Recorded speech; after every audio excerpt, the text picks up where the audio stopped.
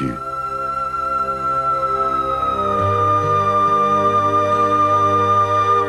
N'es-tu pas fille de cette dentelure lointaine qui porte le nom d'Alpes et que les anciens, jadis, montaient voir comme un incendie le jour de la Saint-Jean, à l'heure où Baal, le dieu soleil, renaît des cendres de la nuit tel un chaudron incandescent?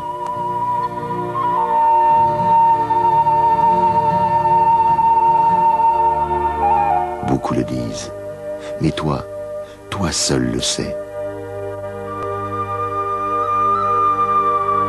Tu viens de loin, d'un temps ancien que la mémoire a oublié, d'un temps où le feu soulevait les montagnes par-dessus les océans, les pliait, les rompait et les plantait droit en l'air pour les livrer à l'aréopage des vents impétueux, aux rafales des pluies diluviennes et au lent cortège des glaces millénaires.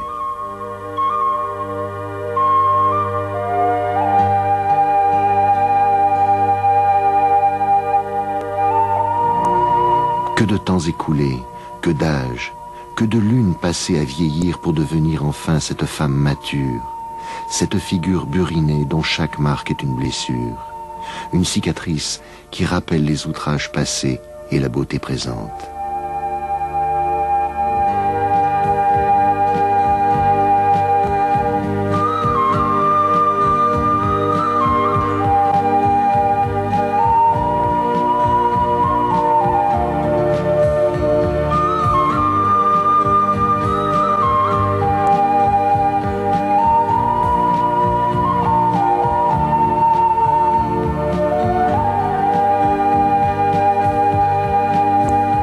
Que sont devenues tes légendes?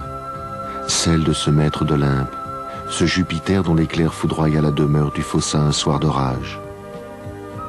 Celle de Diane la Noire, que de grands prêtres vénéraient avec de l'encens et des brasiers dans son temple du Montialier.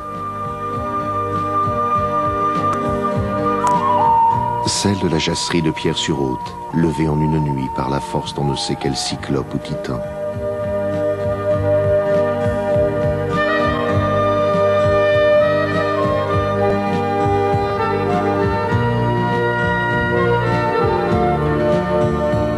Qui se souvient du char de pierre que le diable renversa à grand chaos dans la vallée de Chorsin, avant d'être précipité en terre au col du Béal par la prière d'un berger apeuré?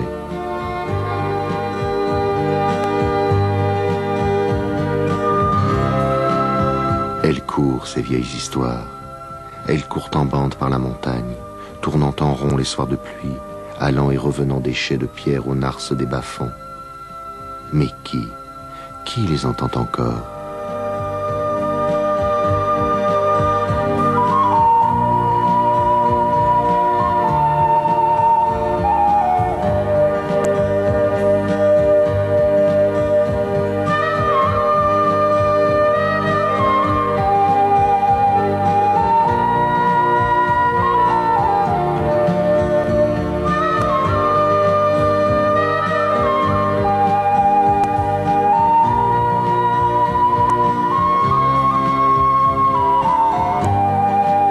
Ce matin, le cycle millénaire recommence.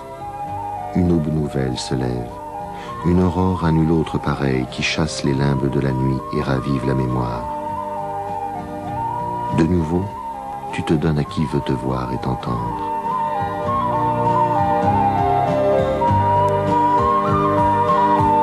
Qu'importe les millions d'années et les déluges traversés, vent de feu ou vent de glace, pour nous tu es celle qui raconte et qu'on écoute, l'incomparable, l'ineffable, l'immuable montagne du pays d'ici.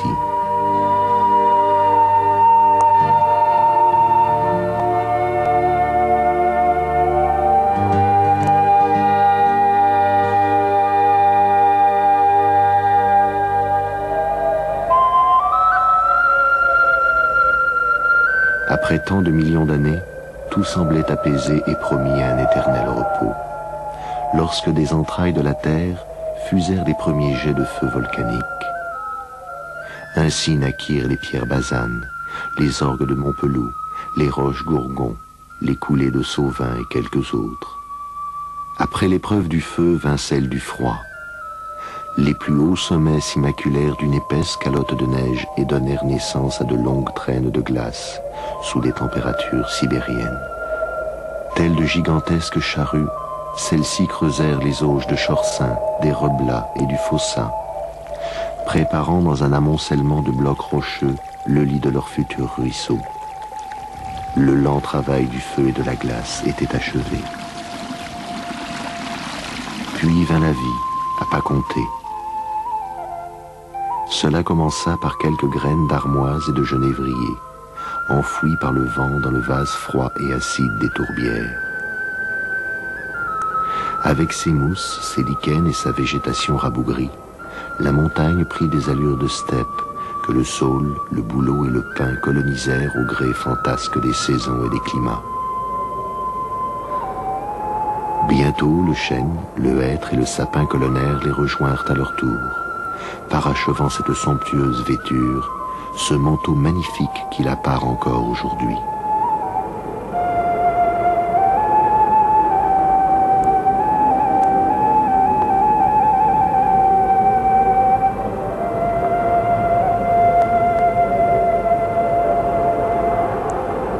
Une autre histoire débuta alors, celle des tout premiers hommes, nomades chasseurs de cerfs lancés en hordes migratrices vers le sud.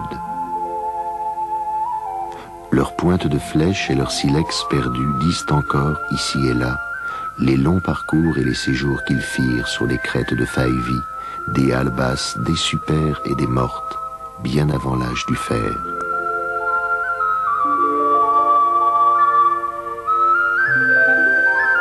D'autres lustres passèrent, d'autres siècles. Des plaines et cités romaines vinrent des guerriers, des conquérants, mais aussi des colons, des agriculteurs et des éleveurs à l'âme sédentaire qui se mêlèrent aux populations locales. Ils furent ensemble les premiers paysans de ces hautes contrées à bâtir des villages dans la plaine et à dénuder les pentes de la montagne par la hache et par le feu pour cultiver le seigle et faire paître leurs troupeaux.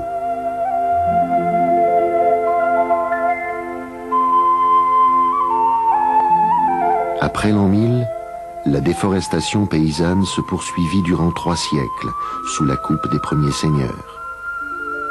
Les séglières et les pâturages succédèrent aux bois jusqu'à 1000 mètres d'altitude et plus. Les monts herbus, comme on les appelait, se quadrillèrent en tous sens de sentiers de transhumance, les drailles, et se creusèrent de trous pour les cabanes et les loges itinérantes des pasteurs pendant l'estive.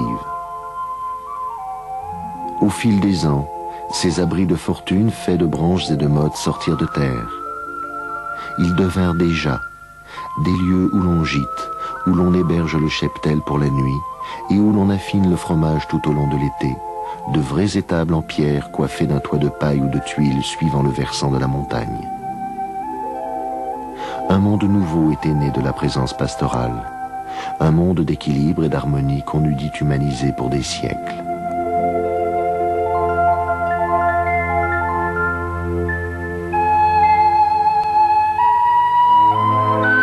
Plus tard, les seigneurs et les abbés propriétaires de la montagne firent des concessions aux paysans en échange d'un loyer en argent ou en nature.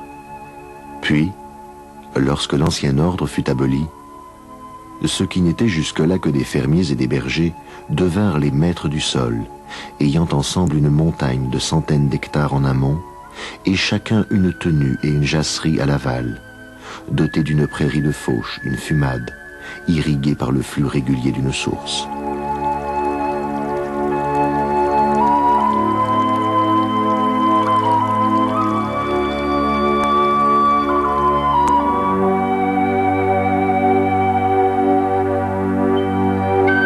Ainsi, depuis 1000 ans, façonnée de main d'homme et comme incluse dans un cycle perpétuel, la montagne, chaque année à pareille époque, retrouve figure humaine.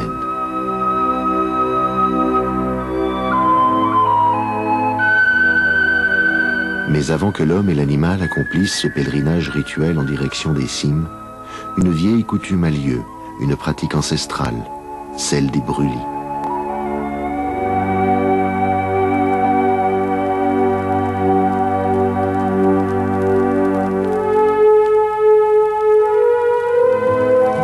Tous les ans au mois de mars, l'on profite du rempart des dernières neiges et d'une journée ensoleillée sans trop de vent pour mettre le feu au vieux bois de bruyère et favoriser la pousse de la bonne herbe au détriment du sorbier et du pin. C'est d'ancienneté et d'expérience, et de père en fils, que s'acquiert le droit de gouverner le feu sur la montagne. Mais gare aux braises qui couvent sous la motte d'Amadou et ressortent là où on ne les attend pas. Gare aux incendies qu'on voit certaines années embraser les cimes durant des jours et des nuits et faire d'elles d'éternelles terres brûlées.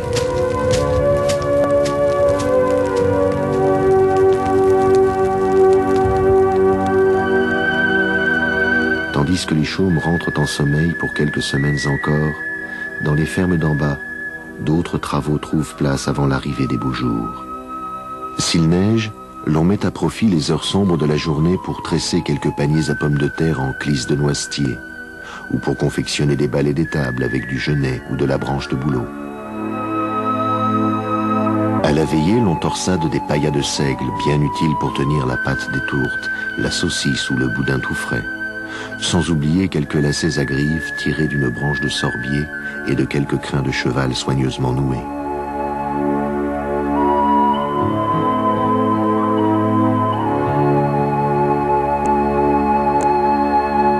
Dès la fonte des neiges, la vie reprend son cours à l'extérieur et l'on vaque à d'autres occupations.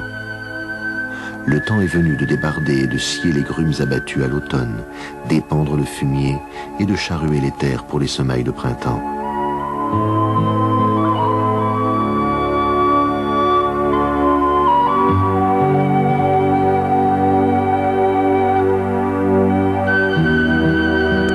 Enfin, un matin d'avril, la lumière succède aux lueurs pâles de l'hiver. La campagne, du fond des vallées jusqu'aux cimes encore blanches, ressuscite en ses plus vives couleurs. Jonquilles, violettes, tout éclate et resplendit sous l'aile dorée des genêts.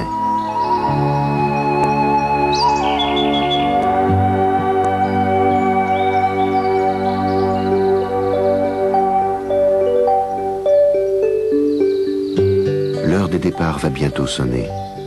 Mais avant de monter, il faut faire le tour du Jas, casser le bois de réserve, bêcher le jardin à choux, refaire un bout de chaume, sans oublier de tirer le venin de l'étable, de l'assainir à huis clos par une fumigation de vieilles bouses séchées, de poussière de foin et de toiles d'araignée ramassées alentour dans les coins et les combles. À la mi-mai, retentit l'irrésistible appel de la montagne. Dans leur crèche, les animaux meuglent d'impatience et tirent sur leurs chaînes.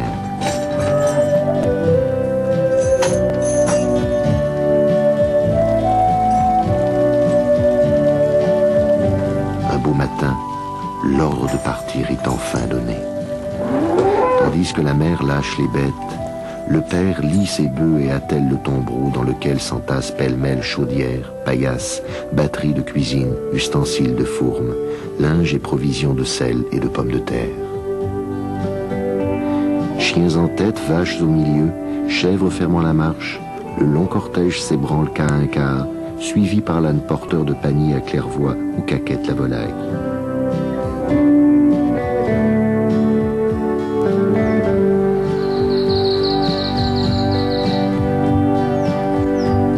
À mi-chemin, la grange du milieu, où l'on fait halte quelques jours, est vite atteinte.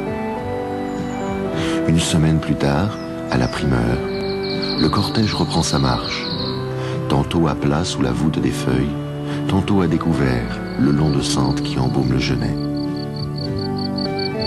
Quelques enjambées encore, et les aiguilles de paille des premiers jas émergent à l'horizon des champs de narcisses et de violettes, dans une mer de fleurs mouvantes et odorantes, prometteuse d'un inoubliable séjour.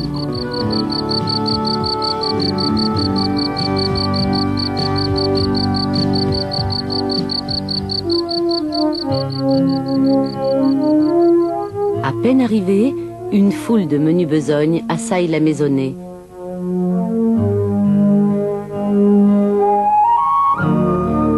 Ce n'est rien de rentrer le troupeau et de garnir les crèches du foin engrangé l'été passé.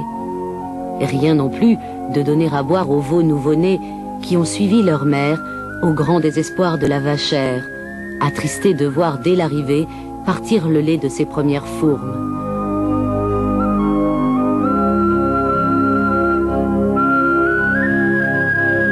Encore faut-il aérer la maison, rembourrer les couchures de feuilles de hêtre dans les lits placards, nettoyer les marmites et les biches à la feuille d'ortie, frotter le bois des récipients au sable fin et aux cendres leur feuillard pour qu'ils brillent.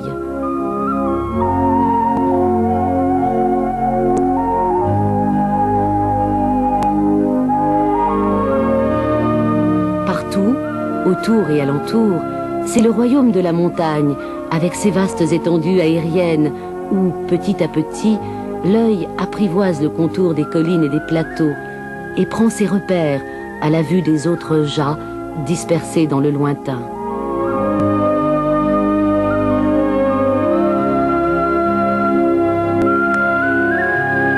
Le grand air, les larges espaces sans fond, simplement égayés par le vol bas et dansant des alouettes.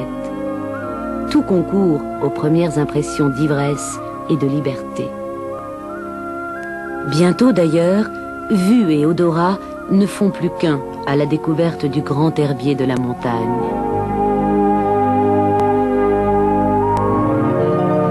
Les premières pousses de gentianes, encore frêles et pâles, voisinent avec la réponse en épi, que l'on mange en salade, tout comme le cresson. L'épinard sauvage, dont on fait des soupes avec des pointes d'ortie. La violette et la valériane, que l'on cueille à plein tablier pour les droguistes. Le trèfle, dont on suce la racine en guise de réglisse. La pacifique centaurée et l'encolie vénéneuse, et cent autres encore.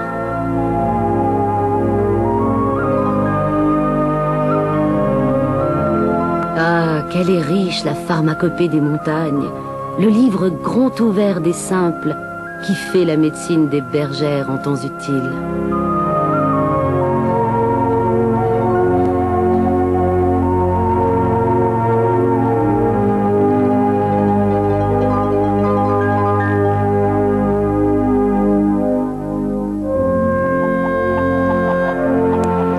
Dès le premier jour, la maison adopte son train estival.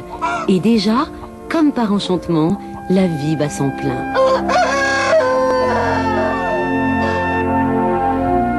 Levée aux aurores, la vachère ranime d'une poignée de genêts secs les braises recouvertes de la veille. Avale un café, puis verse l'eau, le sel et la farine dans la chaudière pour la buvade des vaches, avant de passer à l'étable pour les pansées d'herbe ou de foin.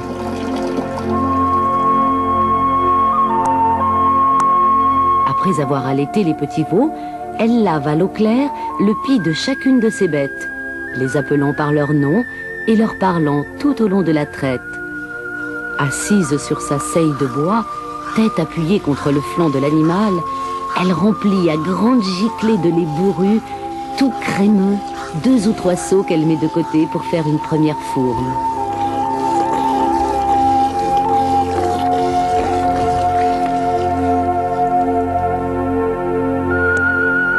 S'ensuit le nettoyage rituel de l'étable à la pelle et au balai, à l'issue duquel la mère et le vachereau avalent un bol de soupe blanchie au lait. Puis, jugeant la rosée suffisamment levée, ce dernier lâche le troupeau.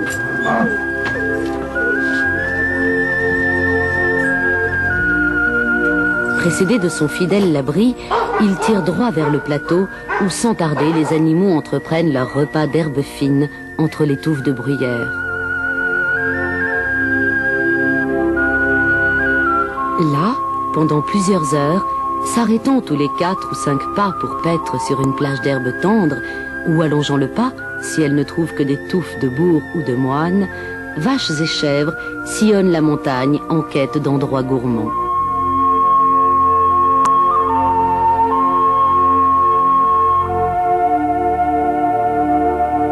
Complice de son chien, bon gardien, le vachereau veille à ce que les bêtes ne s'approchent pas des champs de vérâtre et d'aconite qui donnent la bave aux animaux et peuvent leur être fatales. Il en profite pour cueillir l'arnica contre les coups et les brûlures, la joubarde contre les cors, le pied de chat contre la toux, la gentiane et tant d'autres encore aux noms bucoliques et aux vertus mystérieuses.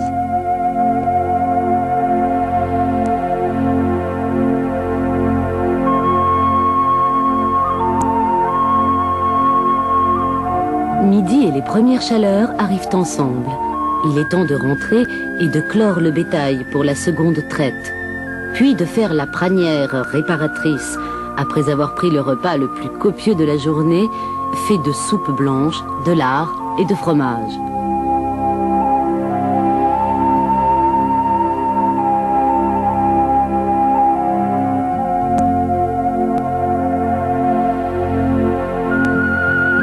Quand vers 4 heures, la chaleur commence à tomber, le troupeau quitte à nouveau l'étable et demeure un moment au penchant de la fumade, avant de remonter à la queue leu-leu en direction des crêtes, où il reste un peu plus bas que le matin, mais sous haute surveillance. Gare en effet aux vipères, mais surtout aux mouches qui assaillent et excitent le bétail jusqu'à lui faire prendre le chemin du retour. Si c'est une fillette à qui est confiée la garde, c'est l'heure où on lui voit faire, seule ou en compagnie d'une amie bergère, des chapelets ou d'autres travaux d'aiguille pour quelques sous de plus à la fin de l'été. Tandis qu'au dernier rayon, la mère prépare la soupe du soir, le berger ramène le troupeau et l'enchaîne pour l'ultime traite de la journée que l'on plonge, séance tenante, dans l'eau du bac pour faire monter la crème. Dîner fini, jasserie close, chacun gagne le lit wagon où l'attend la paillasse de feuilles de hêtre craquantes à souhait et s'endort, enivré d'air et de silence, au seuil d'une nuit bien méritée.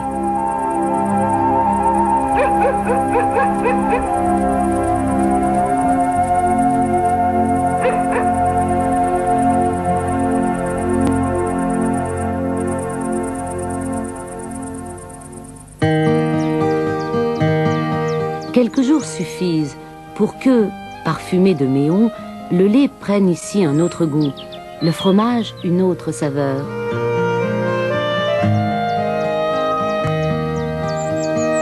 La mère le sait bien, elle qui chaque matin mélange aux 20 litres de lait de la veille, écrémé et tiédi au bain-marie, un tiers de lait du matin à la température du pis de la vache et une cuillerée à café de bonne présure. Versé dans la caillère, le mélange prend en l'espace de 2 heures et devient le caillé, qu'elle brise à la franier et réunit à nouveau dans un lent mouvement de rotation à l'aide de la menole. C'est désormais le caille qu'il faut égoutter dans la batte avec soin et sans rien perdre, ni le petit lait qui fera le bonheur des animaux, ni le beurre de batte dont on assaisonnera le bon patia d'éveillé. À présent, entassé sur la selle, le caille est prêt à prendre forme fromagère. À pleine poignée, la mère en garnit la faisselle, en prenant garde de bien l'émietter et de le saler au moins 3 fois. Le tour est joué. 4 ou 5 heures encore, et l'on pourra démouler la jeune fourme et la coucher, à même le creux d'une chenot en bois, sur le manteau de la cheminée. Chaque jour, elle y sera tournée d'un quart de tour, avant d'être posée debout sur un simple rayon du cavon, traversé par les courants d'air et les filets d'eau de la serve.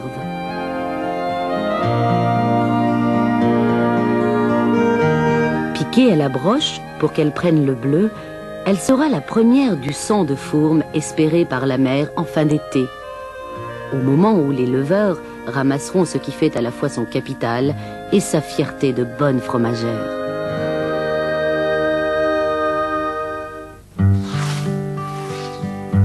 Cependant, juillet suit son cours, ramenant avec lui le sifflement cadencé des faux au travail et la danse lente des râteaux sous les ordres du père, monté avec du renfort pour la circonstance. Ici, l'herbe est si fine et si drue à la fois qu'une fourchée pèse 2 fois plus qu'en bas. Aussi, le char, pavoisé d'une branche d'alisier, a-t-il vite garni la fenière d'une ou deux montres de bon foin des fumades. Ainsi pourvu, l'on aura crainte d'affronter les neiges précoces de septembre ou quelques vélages tardifs lors de la montée de printemps. Sitôt fini, sitôt reparti. En tout lieu, les femmes redeviennent maîtresses de leur domaine, renouant inlassablement avec les mêmes gestes.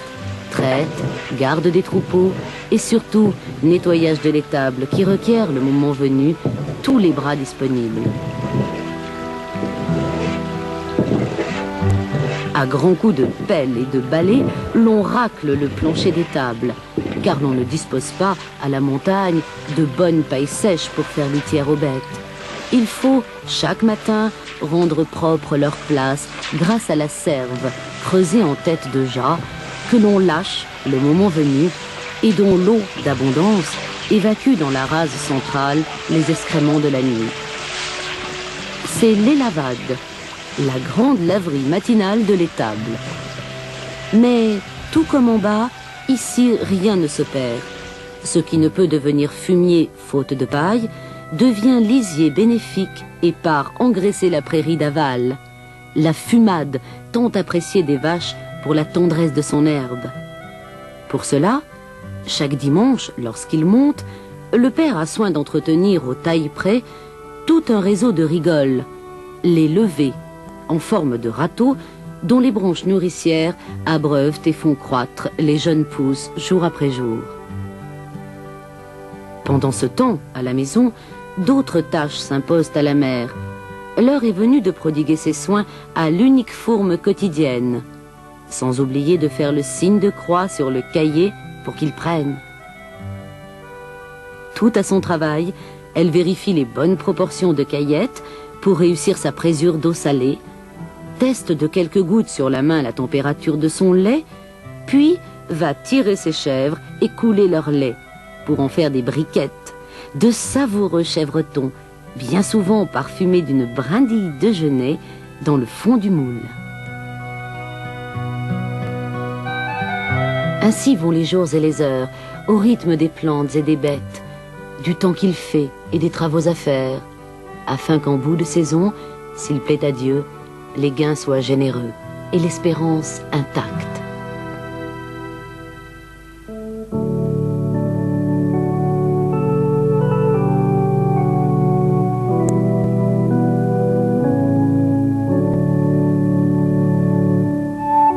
Tout doucement, la saison passe. Les jours s'écoulent et baissent sans qu'on s'en aperçoive.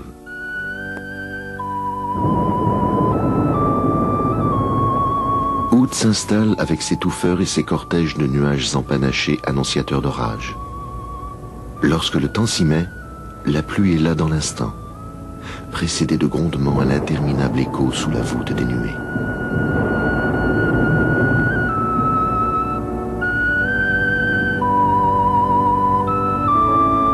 Que faire quand on est loin sur la lande inhospitalière, avec pour seule compagnie le troupeau saisi d'effroi, attirant la foudre à lui tel un aiguillon de fer?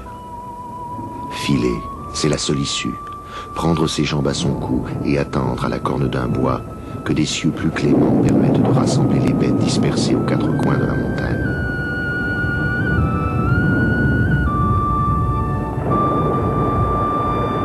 C'est l'unique chose à faire.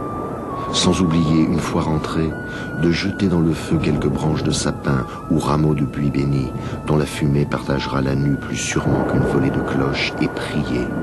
Prier pour que l'éclair en boule n'incendie pas la grange, ni n'électrocute les bêtes qui se croient à l'abri, couchées sur le plancher humide de l'étable.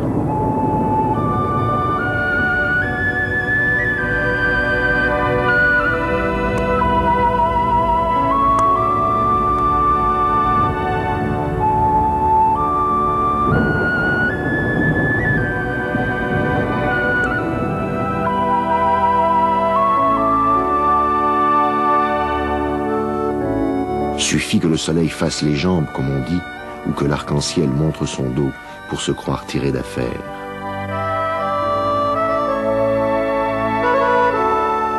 Mais c'est au gnôle à présent de se poser sur les sommets comme un couvercle, ou de monter de la vallée à la vitesse d'un cheval au galop. Rien qu'à voir dans la cheminée le chaudron charbonner et faire des étincelles, on les sent qui arrivent. Et quand elles sont là, bien épaisses, bien noires, gare à l'imprudent qui voudrait prendre ou rebrousser chemin. Il ne ferait pas 10 pas sans mettre le pied dans une narce ou une sagne, s'effondrir déguisé de cresson où s'enlisent parfois les jeunes animaux, ou pire, il tournerait en rond des heures durant, assailli de visions, de bourdonnements d'oreilles ou de tintements de cloches.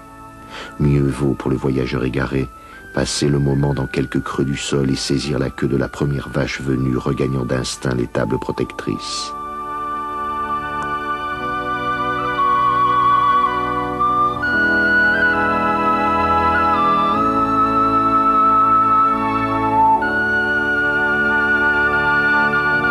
Que de dangers, que de craintes, que de précautions à avoir quand tout se ligue contre l'homme frondeur et quand par-dessus tout, la montagne veut rester maîtresse suprême.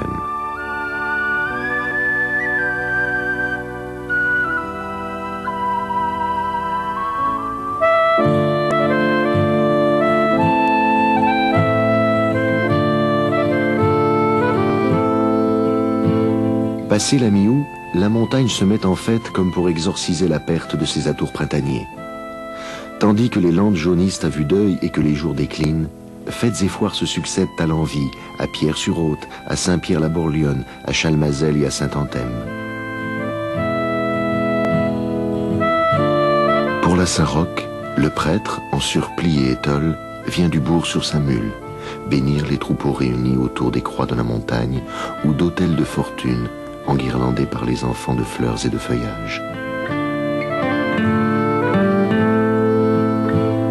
Au fur et à mesure que le soleil amenuise sa course sur l'horizon, les heures de sortie et de rentrée des troupeaux changent. La sieste est plus courte qu'aux heures d'été, le retour plus tardif à la faveur des derniers rayons. L'on en profite pour faucher la bruyère, ramasser et sécher les dernières érelles, déraciner la grande gentiane apéritive ou cueillir les fleurs de sa cousine pneumonante, mettre en bauge le lichen et la mousse de sapin à l'orée des bois. Dans telle ou telle jasserie débute alors le cycle séculaire des veillées où s'échangent les faits divers de l'été et où se redisent inlassablement les mêmes histoires de peur et de loup-garou. À même le chaudron familial, l'on partage entre voisins le patia de pommes de terre à la crème, avant de mêler valses et bourrées endiablées au son de la vielle et de l'accordéon jusqu'à la pointe du jour. Les occasions de se réjouir vont être plus rares maintenant.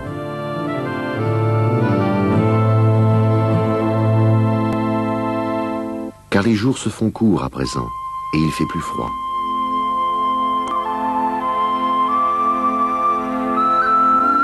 Si les leveurs de fromage et les maquignons passent encore de temps en temps, le marchand d'allumettes et la vendeuse de sangsues errant, déchaussés d'une narce à l'autre pour remplir ses bocaux, se font plus discrets.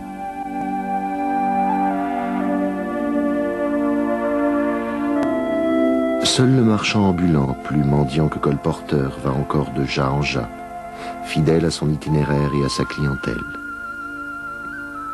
Par tous les temps, qu'il vente ou que les brumes filent sur la montagne, comme c'est souvent le cas en octobre, on les voit tout à coup, lui et son âne batté, sur le seuil de la maison.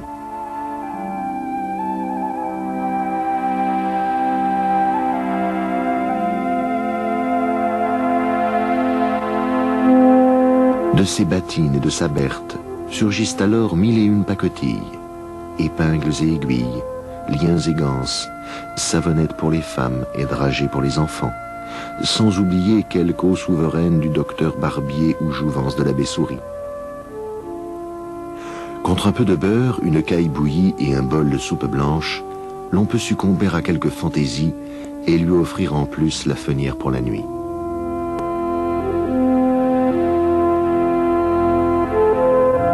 Reste qu'il faut se méfier des rencontres par ces temps d'entre chien et loup.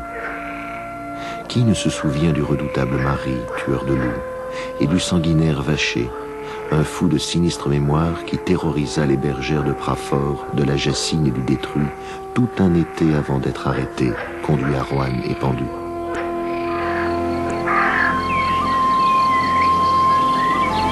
Certaines arrière-saisons amènent la neige plutôt que d'autres. S'il est exceptionnel d'en voir en août, septembre en compte parfois jusqu'à 40 cm tenant le troupeau fermé de 8 à 15 jours sans voir une touffe d'herbe. Alors, tandis que le ciel poudroie d'oiseaux de passage, les plus hardis se font sérénaires, piégeurs de grives. Jour après jour, le long de chemin de Braconne propice à 1000 altercations avec les gendarmes ou leurs rivaux de l'autre versant, ils appâtent de graines rouges les nœuds coulants de leurs pendants, puis relèvent leur chasse et en garnissent de pleines bauges pour les marchands de Saint-Étienne et de Lyon. Quel pécule à la fin de l'hiver et quel régal par-dessus le marché que ces grives grillées sur du pain parfumé de vin chaud.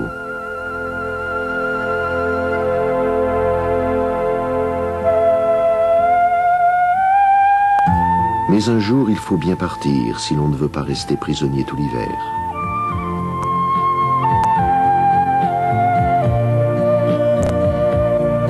Après une dernière buvade d'avoine et de feuilles de chou, le train des bêtes et des gens reprend sa marche en sens inverse, tout à l'idée de retrouver les tables chaudes et le bon foin des mangeoires. Naguère, l'on en profitait pour séjourner quelque temps dans les granges du milieu et manger le regain des prés. Mais cette tradition n'a plus cours.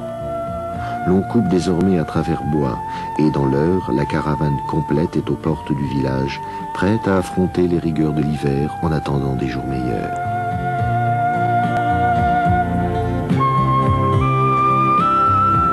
À présent, en montagne, tu retournes au silence et à la solitude, sous l'œil vigilant et figé de tes géants de glace, alignés dans ce grand paradis blanc tel des sentinelles veillant sur un sommeil souverain.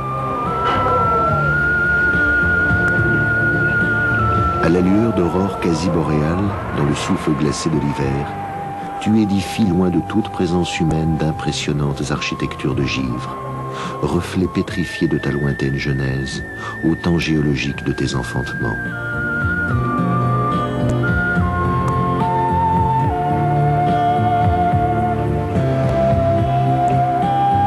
Sans doute ne reverras-tu jamais cette multitude de robes tachetées, ces milliers de têtes à cornes qui faisaient jadis ta fierté et te protégeaient de la fougère et de l'arbuste.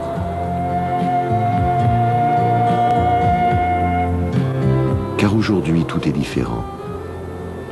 Le fidèle chien de berger élant de troupeau sur la lande a cédé la place à son cousin du Grand Nord, et les vols de pigeons descendant vers le sud se sont tus tout en arborant d'autres plumages. Le skieur, tout à son plaisir, qui passe au large des grands jas fermés, ne connaît plus l'angoisse des jassiers d'antan surpris par des neiges importunes. Le promeneur à cheval, le marcheur invétéré, le cycliste tout-terrain qui sillonne la montagne en quête d'air pur et d'impressions nouvelles, n'imagine pas toujours la peine et le labeur des gens d'autrefois, vivant au jour le jour les risques et les dangers de la montagne.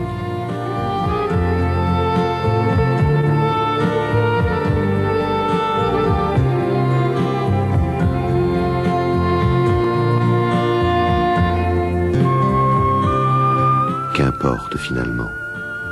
Gens d'ici ou gens d'ailleurs, ils sont les nouveaux estivants de ce pays, ayant d'autres buts, d'autres manières de le découvrir et de l'aimer. Qu'importe qu'à leurs yeux le lys Martagon, roi des cimes, ait détrôné l'emblématique gentiane. Qu'importe que la rosée de soleil, la cruelle drosera insectivore jusque dans l'âme, attire plus leur regard que la violette ou l'arnica des grands-mères d'autrefois. L'important n'est-il pas que ceux qui perpétuent la tradition des estives à la montagne et ceux qui viennent y chercher le repos et les loisirs, tous la vivent avec respect, loyauté et contribuent fidèlement à sa pérennité? Car c'est ainsi qu'unanimes ils pourront continuer à dire « Grande est la montagne, magnifique est son nom ».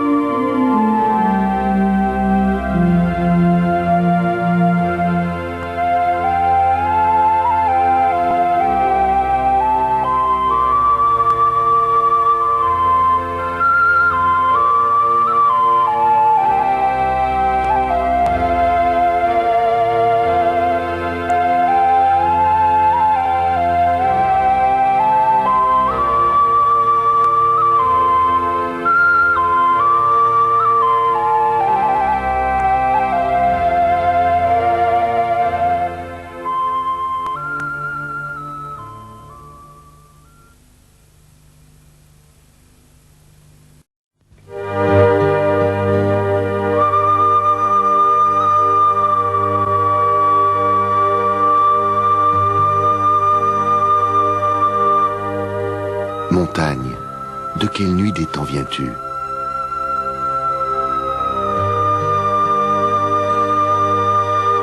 N'es-tu pas fille de cette dentelure lointaine qui porte le nom d'Alpes et que les anciens, jadis, montaient voir comme un incendie le jour de la Saint-Jean, à l'heure où Baal, le dieu soleil, renaît descendre de la nuit tel un chaudron incandescent?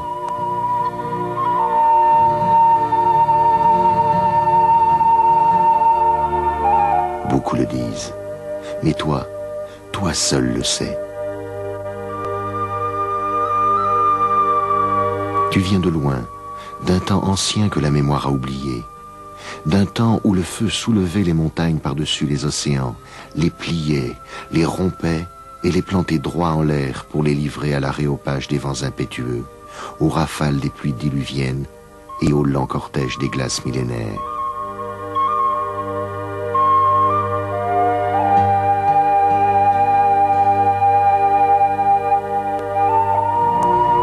Que de temps écoulés, que d'âges, que de lunes passées à vieillir pour devenir enfin cette femme mature, cette figure burinée dont chaque marque est une blessure, une cicatrice qui rappelle les outrages passés et la beauté présente.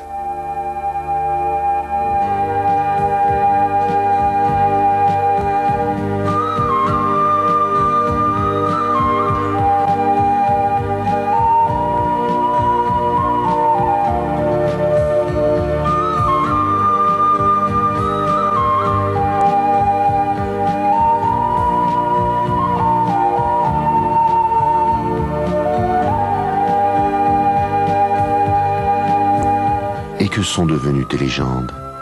Celles de ce maître d'Olympe, ce Jupiter dont l'éclair foudroya la demeure du Fossa un soir d'orage. Celle de Diane la Noire, que de grands prêtres vénéraient avec de l'encens et des brasiers dans son temple du Mont-Yalier.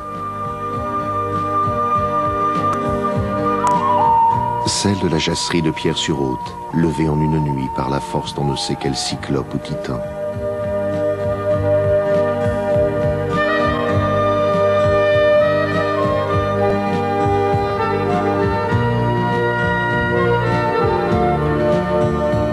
Qui se souvient du char de pierre que le diable renversa à grand chaos dans la vallée de Chorsin, avant d'être précipité en terre au col du Béal par la prière d'un berger apeuré?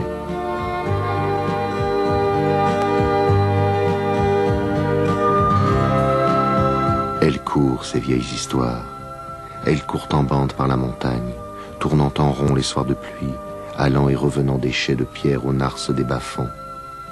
Mais qui les entend encore?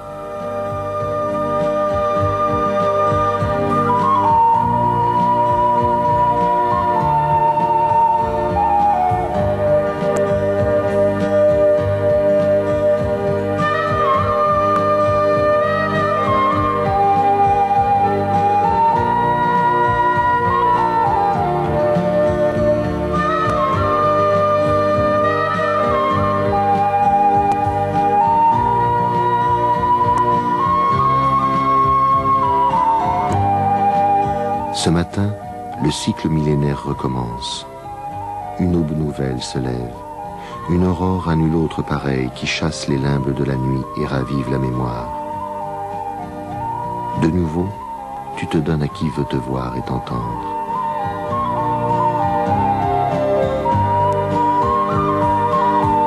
Qu'importe les millions d'années et les déluges traversés, vent de feu ou vent de glace, pour nous tu es celle qui raconte et qu'on écoute, l'incomparable, l'ineffable, l'immuable montagne du pays d'ici.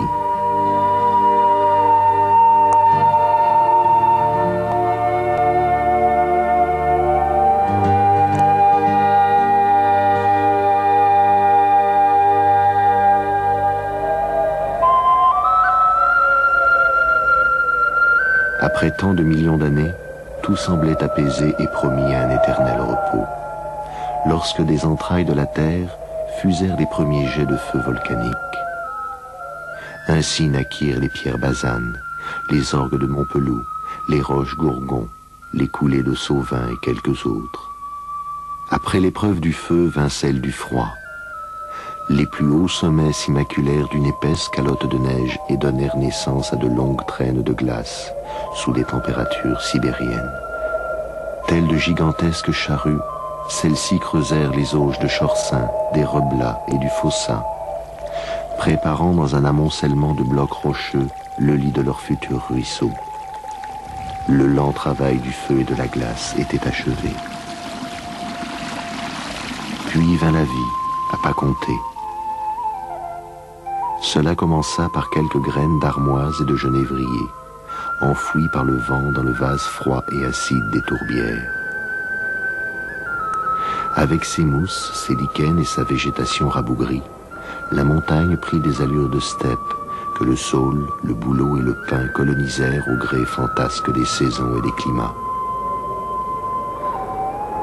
Bientôt, le chêne, le hêtre et le sapin colonnaire les rejoinrent à leur tour, parachevant cette somptueuse vêture, ce manteau magnifique qui la part encore aujourd'hui.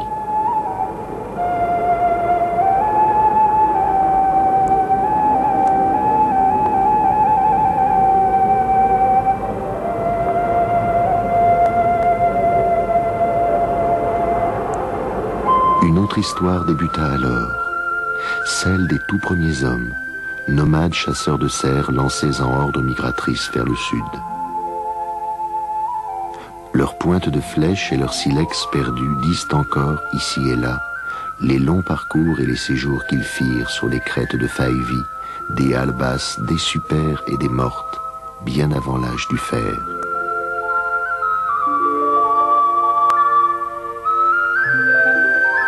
D'autres lustres passèrent, d'autres siècles.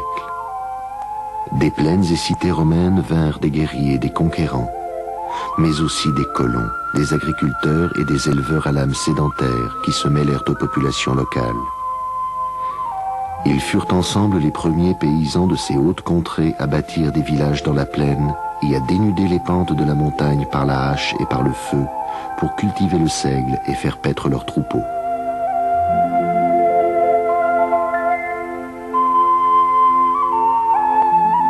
Après l'an 1000, la déforestation paysanne se poursuivit durant 3 siècles, sous la coupe des premiers seigneurs. Les séglières et les pâturages succédèrent aux bois jusqu'à 1000 mètres d'altitude et plus. Les monts herbus, comme on les appelait, se quadrillèrent en tous sens de sentiers de transhumance, les drailles, et se creusèrent de trous pour les cabanes et les loges itinérantes des pasteurs pendant l'estive. Au fil des ans, ces abris de fortune faits de branches et de mottes sortirent de terre. Ils devinrent déjà des lieux où l'on gîte, où l'on héberge le cheptel pour la nuit et où l'on affine le fromage tout au long de l'été, de vraies étables en pierre coiffées d'un toit de paille ou de tuiles suivant le versant de la montagne. Un monde nouveau était né de la présence pastorale, un monde d'équilibre et d'harmonie qu'on eût dit humanisé pour des siècles.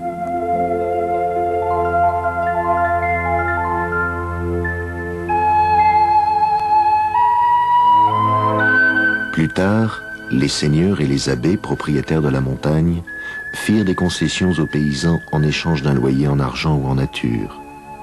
Puis, lorsque l'ancien ordre fut aboli, ceux qui n'étaient jusque-là que des fermiers et des bergers devinrent les maîtres du sol, ayant ensemble une montagne de centaines d'hectares en amont et chacun une tenue et une jasserie à l'aval, dotée d'une prairie de fauche, une fumade, irriguée par le flux régulier d'une source.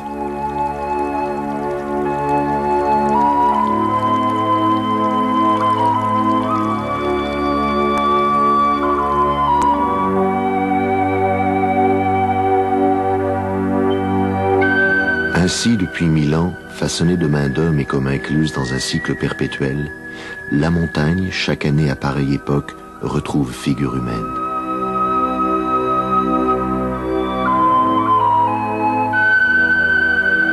Mais avant que l'homme et l'animal accomplissent ce pèlerinage rituel en direction des cimes, une vieille coutume a lieu, une pratique ancestrale, celle des brûlis.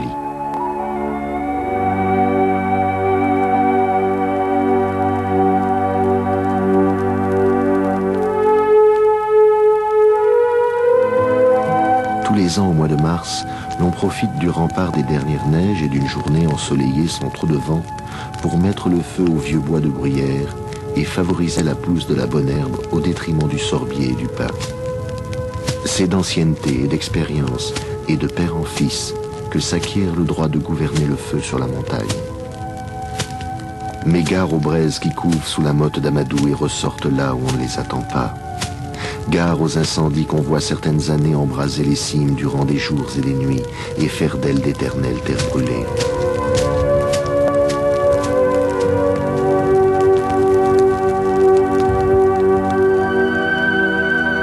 Tandis que les chaumes rentrent en sommeil pour quelques semaines encore, dans les fermes d'en bas, d'autres travaux trouvent place avant l'arrivée des beaux jours. S'il neige, l'on met à profit les heures sombres de la journée pour tresser quelques paniers à pommes de terre en clisse de noisetier, ou pour confectionner des balais d'étable avec du genêt ou de la branche de bouleau.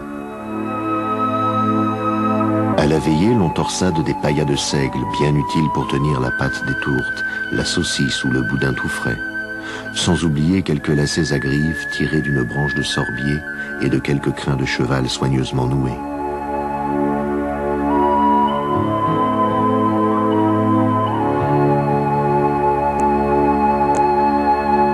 Dès la fonte des neiges, la vie reprend son cours à l'extérieur et l'on vaque à d'autres occupations. Le temps est venu de débarder et de scier les grumes abattues à l'automne, d'épandre le fumier et de charruer les terres pour les semailles de printemps.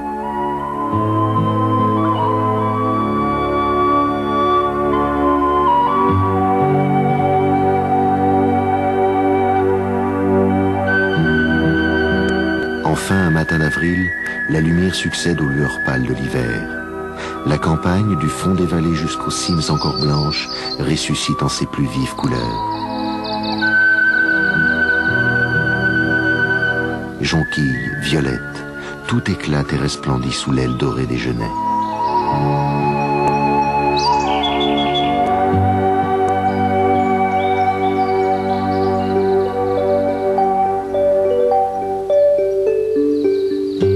L'heure des départs va bientôt sonner. Mais avant de monter, il faut faire le tour du Jas, casser le bois de réserve, bêcher le jardin à choux, refaire un bout de chaume, sans oublier de tirer le venin de l'étable, de l'assainir à huis clos par une fumigation de vieilles bouses séchées, de poussière de foin et de toiles d'araignée ramassées alentour dans les coins et les combles. À la mi-mai, retentit l'irrésistible appel de la montagne. Dans leur crèche, les animaux meuglent d'impatience et tirent sur leurs chaînes.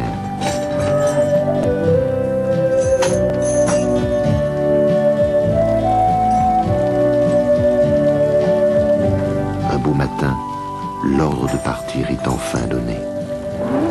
Tandis que la mère lâche les bêtes, le père lie ses bœufs et attelle le tombereau dans lequel s'entassent pêle-mêle chaudières, paillasses, batteries de cuisine, ustensiles de fourme, linge et provisions de sel et de pommes de terre. Chiens en tête, vaches au milieu, chèvres fermant la marche, le long cortège s'ébranle quart un quart, suivi par l'âne porteur de panier à claire-voie ou caquette la volaille.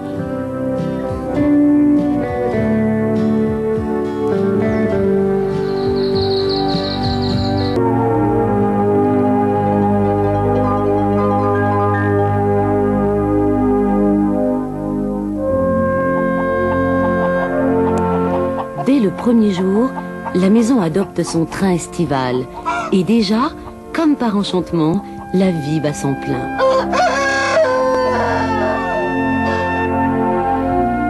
Levée aux aurores, la vachère ranime d'une poignée de genêts secs les braises recouvertes de la veille. Avale un café, puis verse l'eau, le sel et la farine dans la chaudière pour la buvade des vaches, avant de passer à l'étable pour les pansées d'herbe ou de foin.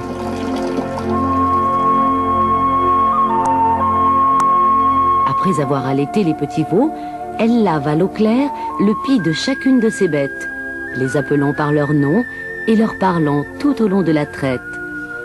Assise sur sa seille de bois, tête appuyée contre le flanc de l'animal, elle remplit à grandes giclées de lait bourru, tout crémeux, 2 ou 3 seaux qu'elle met de côté pour faire une première fourme.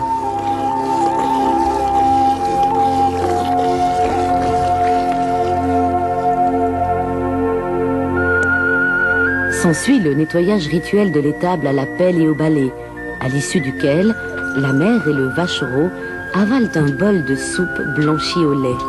Puis, jugeant la rosée suffisamment levée, ce dernier lâche le troupeau.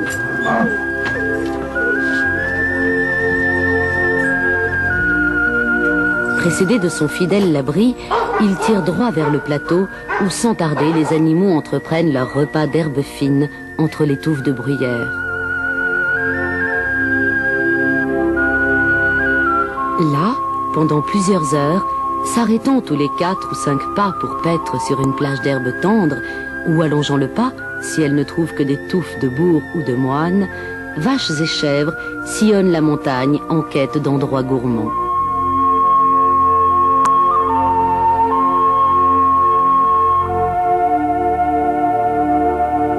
Complice de son chien, bon gardien, le vachereau veille à ce que les bêtes ne s'approchent pas des champs de vérâtre et d'aconites qui donnent la bave aux animaux et peuvent leur être fatales.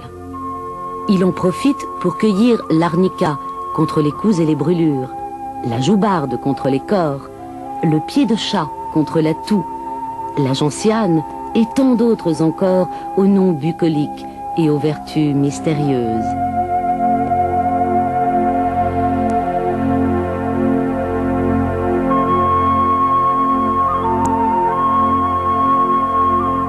Midi et les premières chaleurs arrivent ensemble. Il est temps de rentrer et de clore le bétail pour la seconde traite, puis de faire la pranière réparatrice après avoir pris le repas le plus copieux de la journée, fait de soupe blanche, de lard et de fromage.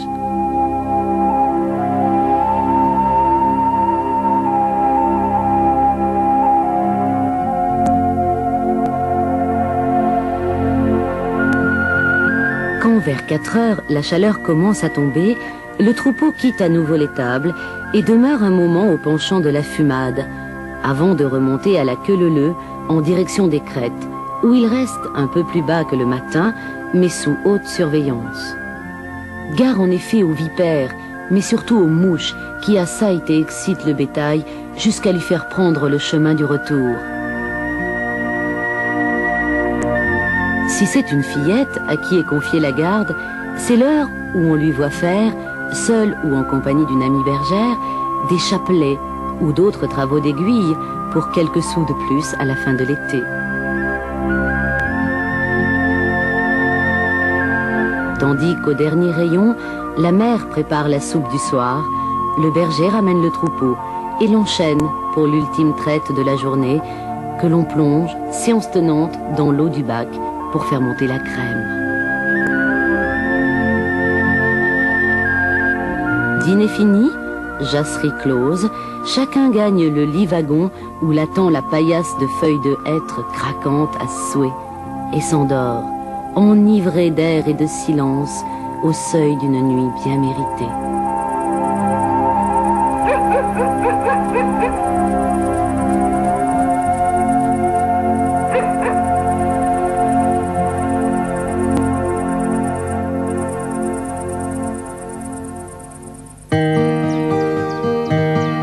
Quelques jours suffisent pour que, parfumé de méon, le lait prenne ici un autre goût, le fromage une autre saveur.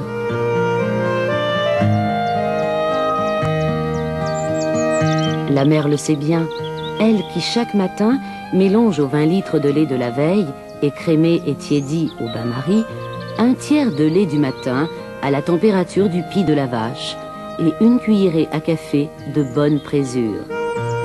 Versé dans la caillère, le mélange prend en l'espace de 2 heures et devient le caillé, qu'elle brise à la franier et réunit à nouveau dans un lent mouvement de rotation à l'aide de la menole. C'est désormais le caille qu'il faut égoutter dans la batte avec soin et sans rien perdre, ni le petit lait qui fera le bonheur des animaux, ni le beurre de batte dont on assaisonnera le bon pâtis à d'éveiller. À présent, entassé sur la selle, le caille est prêt à prendre forme fromagère. À pleine poignée, la mère en garnit la faisselle, en prenant garde de bien l'émietter et de le saler au moins 3 fois. Le tour est joué, 4 ou 5 heures encore, et l'on pourra démouler la jeune fourme et la coucher, à même le creux d'une chenot en bois, sur le manteau de la cheminée. Chaque jour, elle y sera tournée d'un quart de tour avant d'être posée debout sur un simple rayon du cavon, traversé par les courants d'air et les filets d'eau de la Serve.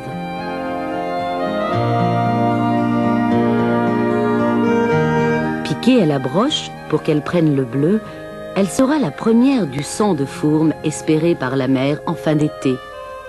Au moment où les leveurs ramasseront ce qui fait à la fois son capital et sa fierté de bonne fromagère.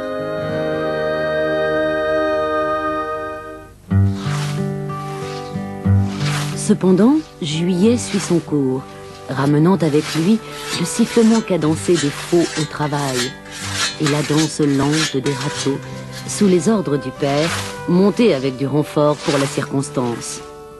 Ici, l'herbe est si fine et si drue à la fois qu'une fourchée pèse 2 fois plus qu'en bas.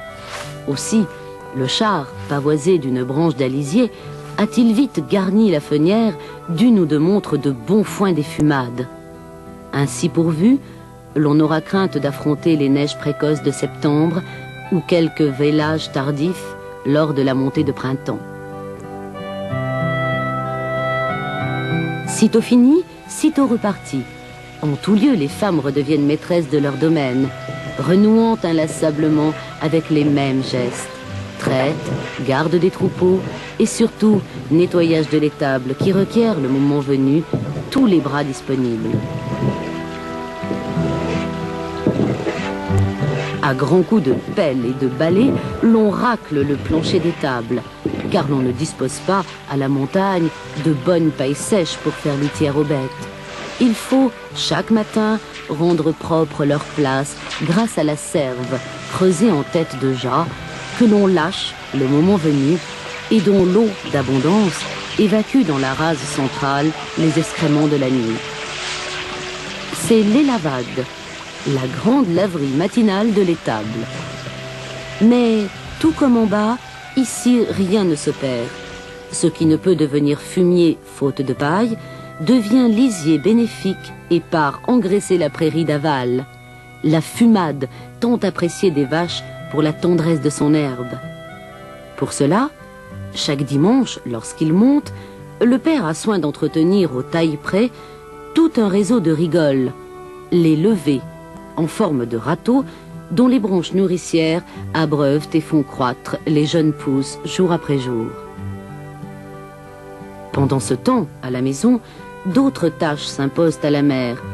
L'heure est venue de prodiguer ses soins à l'unique fourme quotidienne, sans oublier de faire le signe de croix sur le cahier pour qu'il prenne. Tout à son travail, elle vérifie les bonnes proportions de caillettes pour réussir sa présure d'eau salée, teste de quelques gouttes sur la main la température de son lait, puis va tirer ses chèvres et couler leur lait pour en faire des briquettes, de savoureux chèvretons, bien souvent parfumés d'une brindille de genêt dans le fond du moule. Ainsi vont les jours et les heures, au rythme des plantes et des bêtes, du temps qu'il fait et des travaux à faire, afin qu'en bout de saison, s'il plaît à Dieu, les gains soient généreux et l'espérance intacte.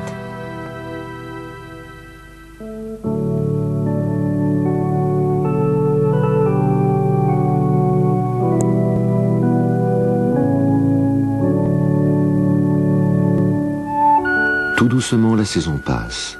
Les jours s'écoulent et baissent sans qu'on s'en aperçoive.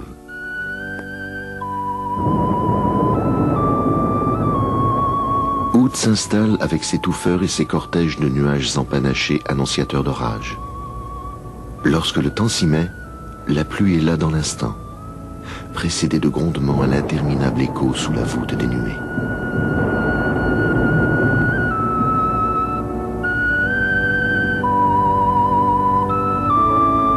Que faire quand on est loin sur la lande inhospitalière, avec pour seule compagnie le troupeau saisi d'effroi, attirant la foudre à lui tel un aiguillon de fer? Filer, c'est la seule issue.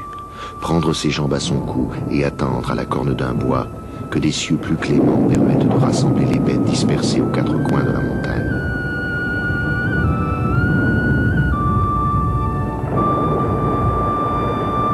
C'est l'unique chose à faire. Sans oublier, une fois rentré, de jeter dans le feu quelques branches de sapin ou rameaux de buis béni, dont la fumée partagera la nue plus sûrement qu'une volée de cloches, et prier. Prier pour que l'éclair en boule n'incendie pas la grange, ni n'électrocute les bêtes qui se croient à l'abri, couchées sur le plancher humide de l'étable.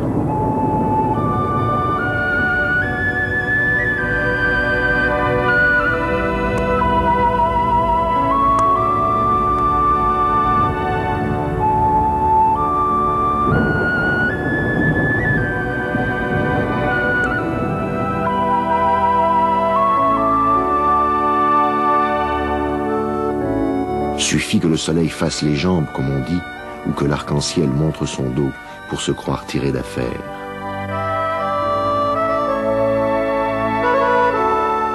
Mais c'est au gnôle à présent de se poser sur les sommets comme un couvercle, ou de monter de la vallée à la vitesse d'un cheval au galop. Rien qu'à voir dans la cheminée le chaudron charbonner et faire des étincelles, on les sent qui arrivent. Et quand elles sont là, bien épaisses, bien noires, gare à l'imprudent qui voudrait prendre ou rebrousser chemin. Il ne ferait pas 10 pas sans mettre le pied dans une narce ou une sagne, s'effondrir déguisé de cresson où s'enlisent parfois les jeunes animaux.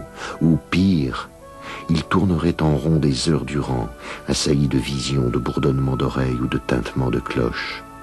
Mieux vaut pour le voyageur égaré passer le moment dans quelque creux du sol et saisir la queue de la première vache venue regagnant d'instinct l'étable protectrice.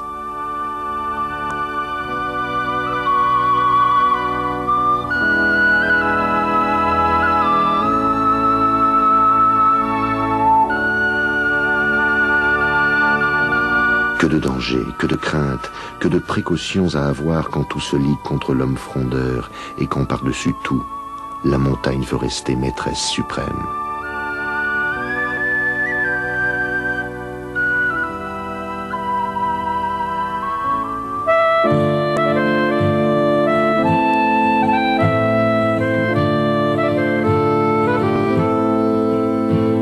Passé la mi-août, la montagne se met en fête comme pour exorciser la perte de ses atours printaniers. Tandis que les landes jaunissent à vue d'œil et que les jours déclinent, fêtes et foires se succèdent à l'envi, à Pierre-sur-Haute, à Saint-Pierre-la-Bourlionne, à Chalmazel et à Saint-Anthème. Pour la Saint-Roch, le prêtre, en surplis et étole, vient du bourg sur sa mule, bénir les troupeaux réunis autour des croix de la montagne ou d'autels de fortune, enguirlandés par les enfants de fleurs et de feuillages. Au fur et à mesure que le soleil amenuise sa course sur l'horizon, les heures de sortie et de rentrée des troupeaux changent. La sieste est plus courte qu'aux heures d'été, le retour plus tardif à la faveur des derniers rayons. L'on en profite pour faucher la bruyère, ramasser et sécher les dernières érelles, déraciner la grande gentiane apéritive ou cueillir les fleurs de sa cousine pneumonante, mettre en bauge le lichen et la mousse de sapin à l'orée des bois. Dans telle ou telle jasserie débute alors le cycle séculaire des veillées où s'échangent les faits divers de l'été et où se redisent inlassablement les mêmes histoires de peur et de loup-garou.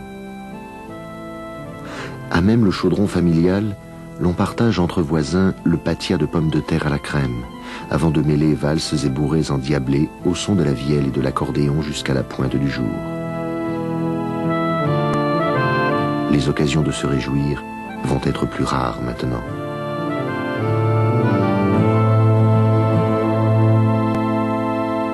Car les jours se font courts à présent, et il fait plus froid.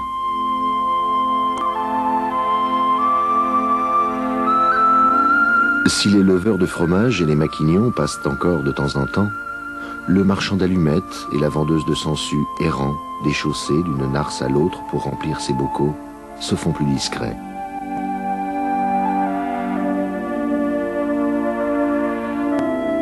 Seul le marchand ambulant, plus mendiant que colporteur, va encore de jas en jas, fidèle à son itinéraire et à sa clientèle. Par tous les temps, qu'il vente ou que les brumes filent sur la montagne, comme c'est souvent le cas en octobre, on les voit tout à coup, lui et son âne batté, sur le seuil de la maison.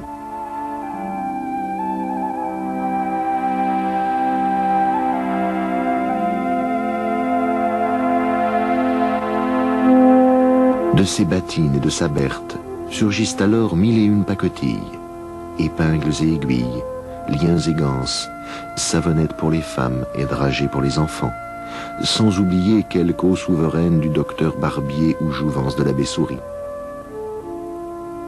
Contre un peu de beurre, une caille bouillie et un bol de soupe blanche, l'on peut succomber à quelque fantaisie et lui offrir en plus la fenière pour la nuit.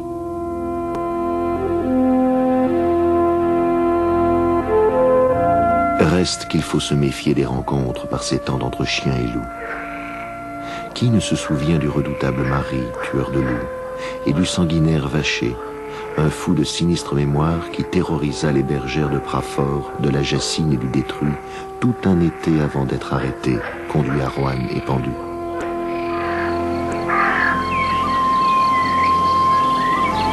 Certaines arrière-saisons amènent la neige plutôt que d'autres. S'il est exceptionnel d'en voir en août, septembre en compte parfois jusqu'à 40 cm tenant le troupeau fermé de 8 à 15 jours sans voir une touffe d'herbe. Alors, tandis que le ciel poudroie d'oiseaux de passage, les plus hardis se font sérénaires, piégeurs de grives. Jour après jour, le long de chemin de Braconne propice à 1000 altercations avec les gendarmes ou leurs rivaux de l'autre versant, ils appâtent de graines rouges les nœuds coulants de leurs pendants, puis relèvent leur chasse et en garnissent de pleines bauges pour les marchands de Saint-Étienne et de Lyon. Quel pécule à la fin de l'hiver et quel régal par-dessus le marché que ces grives grillées sur du pain parfumé de vin chaud.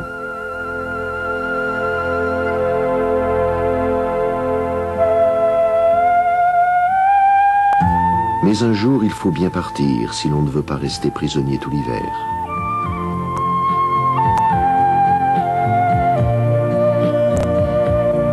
Après une dernière buvade d'avoine et de feuilles de chou, le train des bêtes et des gens reprend sa marche en sens inverse, tout à l'idée de retrouver les tables chaudes et le bon foin des mangeoires. Naguère, l'on en profitait pour séjourner quelque temps dans les granges du milieu et manger le regain des prés. Mais cette tradition n'a plus cours. L'on coupe désormais à travers bois et dans l'heure, la caravane complète est aux portes du village, prête à affronter les rigueurs de l'hiver en attendant des jours meilleurs.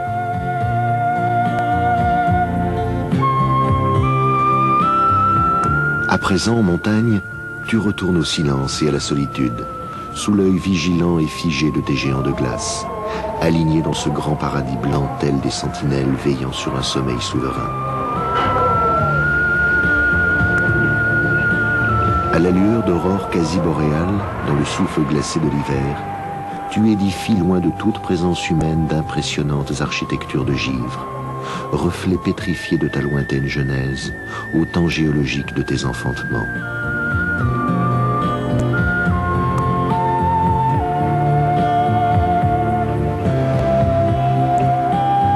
Sans doute ne reverras-tu jamais cette multitude de robes tachetées, ces milliers de têtes à cornes qui faisaient jadis ta fierté et te protégeaient de la fougère et de l'arbuste.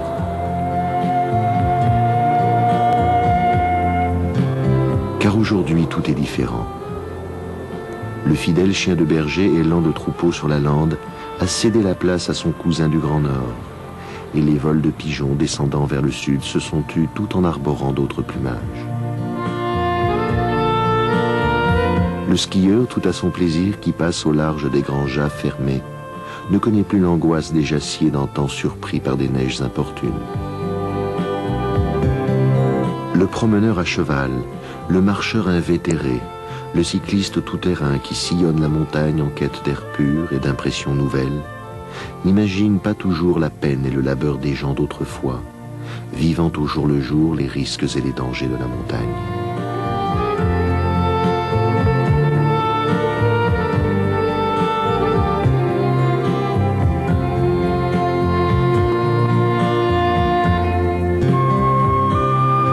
Qu'importe finalement.